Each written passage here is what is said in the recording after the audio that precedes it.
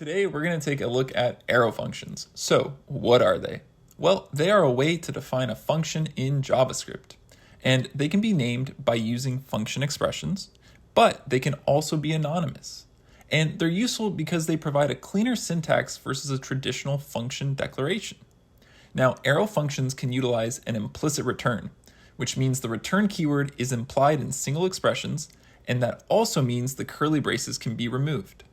Now, there's no arguments object. So with function declarations, we had an example using the arguments object. With arrow functions, we do not have that available. Finally, this is inherited from the enclosing scope, which differs from a function declaration, which has its own this context. Cool. So to make an anonymous arrow function, all we would have to do is add something as simple as the parentheses, then an arrow, and then something in the body. This anonymous arrow function would most commonly be used as some sort of a callback. Now, we can easily make this a named arrow function by adding in a variable declaration like const, example func, and then assigning the arrow function to it. Great, on to some theoretical questions. So, you might be asked to explain some differences between arrow functions and traditional function declarations. So, arrow functions have a concise syntax, they have implicit returns, and are typically assigned to variables or used as callbacks. However, they cannot be used as constructors. Arrow functions are not hoisted, while function declarations are hoisted. Additionally, function declarations can be constructors, have access to an arguments object, and are declared using the function keyword. They also differ in regards to the this keyword. And I think that's a good segue to another question. So you might be asked to explain how this differs between arrow functions and function declarations. So with the arrow function, this is inherited from its lexical scope. In function declarations, this varies based on how they are called, whether it's in the global context as an object method or as a constructor call, to name a few.